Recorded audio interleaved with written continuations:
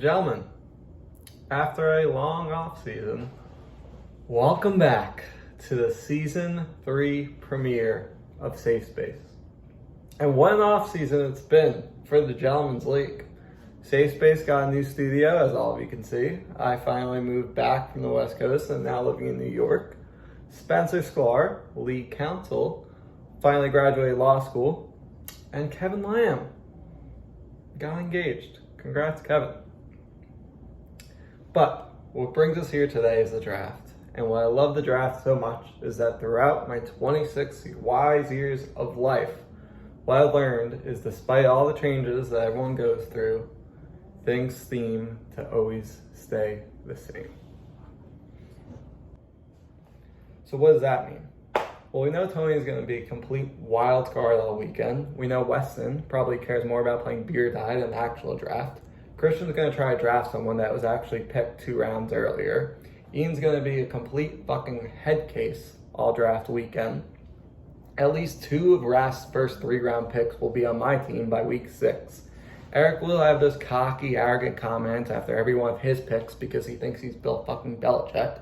Ortiz is still trying to fake it and pretend like he actually knows what's going on.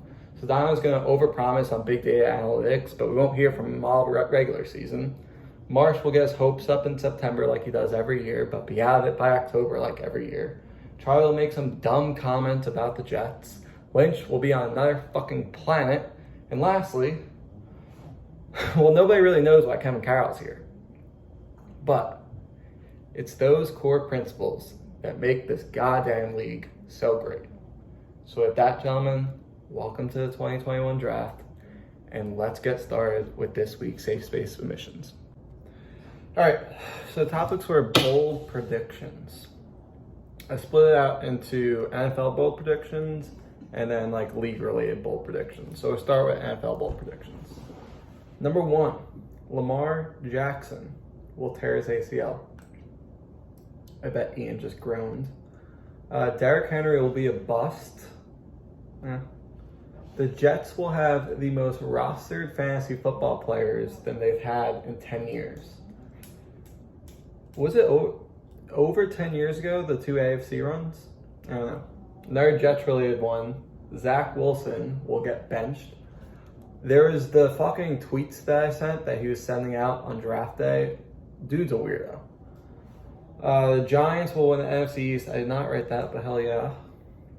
Pats will win the AFC East. Just, you guys suck now. Deal with it. CeeDee Lamb will be a top 5 receiver. He certainly looks awesome in Hard Knocks. Sam Darnold will win a playoff game. That'll be a nice career renaissance in Carolina. And the last bold prediction for NFL-related stuff was KC, Kansas City, will be Super Bowl champs. That, I usually keep it anonymous, but that came from Ortiz. Kansas City being Super Bowl champs. Buddy, do you know what the fucking bold prediction is? Moving on.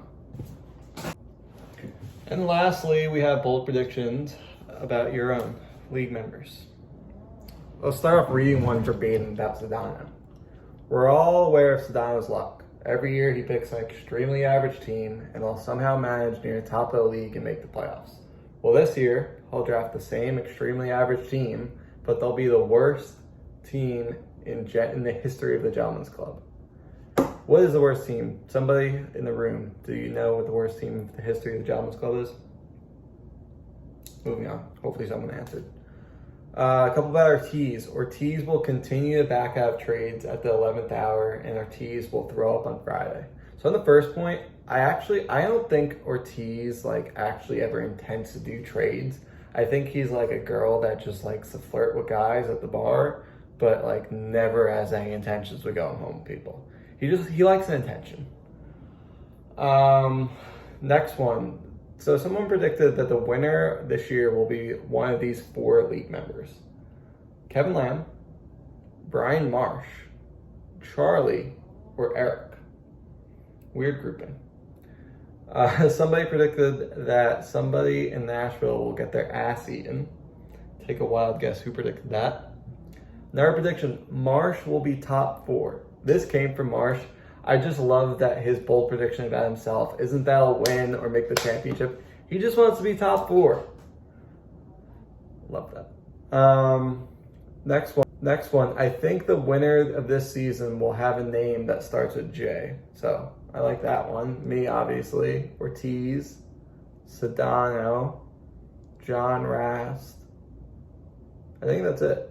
4 people I've never won before. Jones doesn't count. Speaking of Jones, Jones will have a chance at repeating, but choke it away. I can't believe Ian's champion. Kevin Lamb will get in a heated altercation in Nashville, and the boys will have to intervene.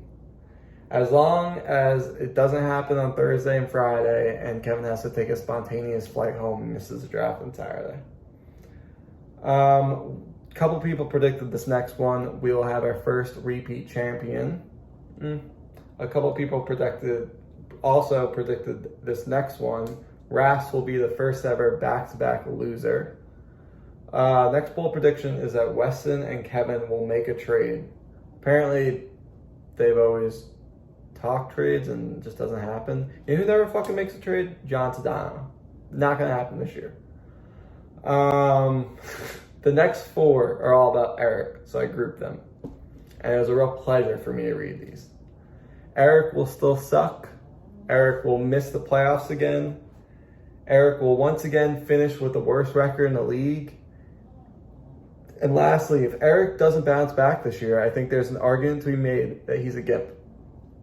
I +1 all of those. I have been screaming it from my lung tops since last season. Eric is a fluke of a fantasy football player that's dependent on a top 3 draft pick to be relevant. And this season, I think he's picking like fucking 10 or 11 or towards the end. He's gonna bust. Fuck you, Eric. Last 2. This one was nice. Someone in the league will make a major life announcement over the course of the season.